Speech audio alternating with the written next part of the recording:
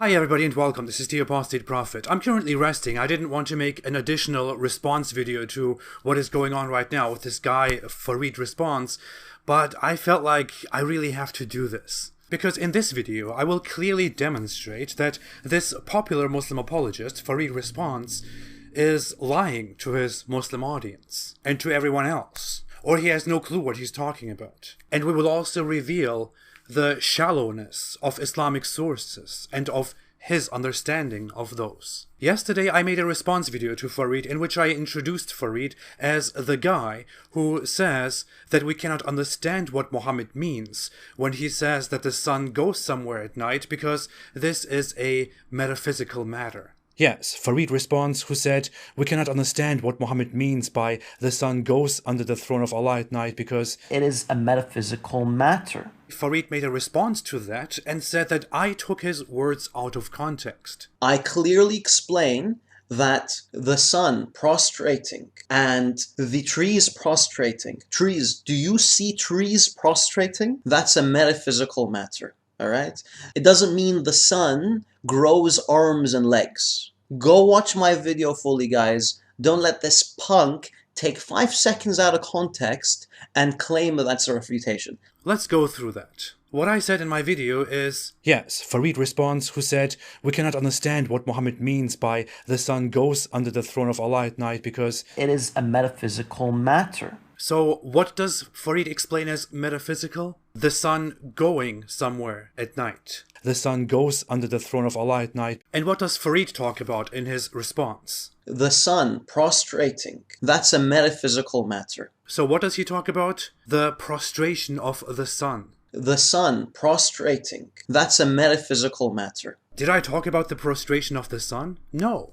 I talked about Muhammad's words about the sun going under the throne of Allah at night. Because that's what my problem is with. Because that's also what Farid describes as metaphysical in his original video, which I referenced. Let's go back to that original video. Of course, this begs the question, how does the sun go under the throne? And the answer, as you can assume, is that it is a metaphysical matter. The throne is not observable, nor is the sun's prostration observable. So don't expect NASA, let alone Ridvan, to debunk this using science.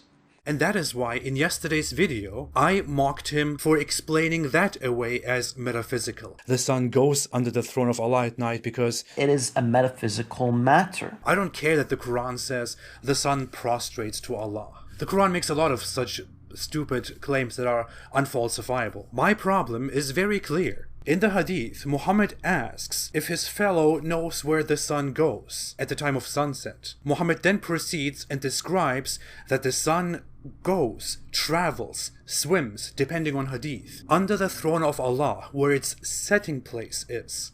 And there it prostrates to Allah.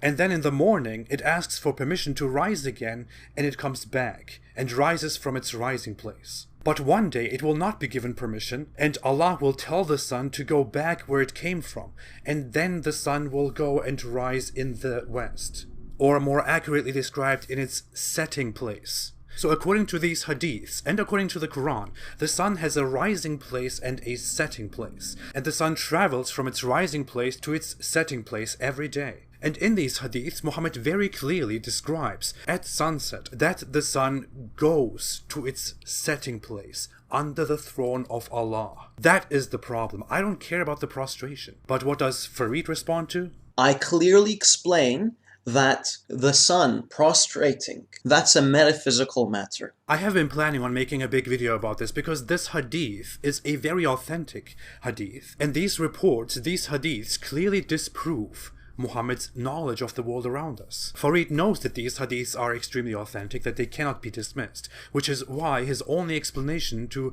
something absurd within these hadiths is it is a metaphysical matter. Which is an insufficient, absurd explanation. Hey guys, sometimes I actually fly through the universe and explore different galaxies and planets and all that. Don't ask me how, it's metaphysical. Just believe, because I am the Prophet. You have to believe me. You have to obey me. You cannot doubt me. Dear Muslim followers of Farid, dear everybody else, Farid is lying to you, or he's spouting nonsense while insulting me, insulting others, calling me a puss because he can't offer anything knowledgeable in return. Ridvan has, excuse me, Apus has... Let me call your prophet Mopus for the purpose of this video, just to return that favor. So Muhammad the Prophet, Muhammad Puss, Mopus, says in this hadith that the sun goes somewhere. But in reality, the sun does not go anywhere at any time. The sun is at the center of our solar system, which floats in the universe around our galaxy. It is right there. The earth spins and revolves, which is why it appears like the sun is going somewhere. So when Muhammad says that the sun goes somewhere, under the throne of Allah or wherever it is, to its setting place, how do we explain this? How does the sun go somewhere? Where does the sun go? Answer this question. Stop distracting. Second major issue, when exactly does the sun go wherever it goes? You can say that this is metaphysical, the throne is above everything, so the sun doesn't have to go somewhere, but why does it go somewhere according to Muhammad, and when exactly does it go?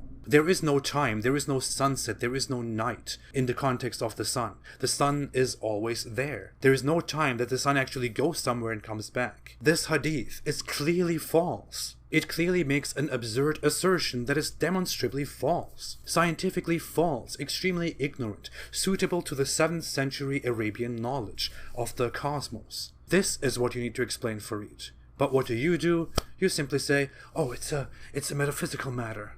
We cannot understand that. And when you are pushed about this, you don't even understand the question, or you don't want to understand the question. You focus on the prostration, which is entirely irrelevant to the problem. There is so much more, but Farid, another lie or stupidity which you present to your audience is that I rejected your challenge of responding to your 50 videos. I did not reject it. I clearly said, I will do it. And it will go like this.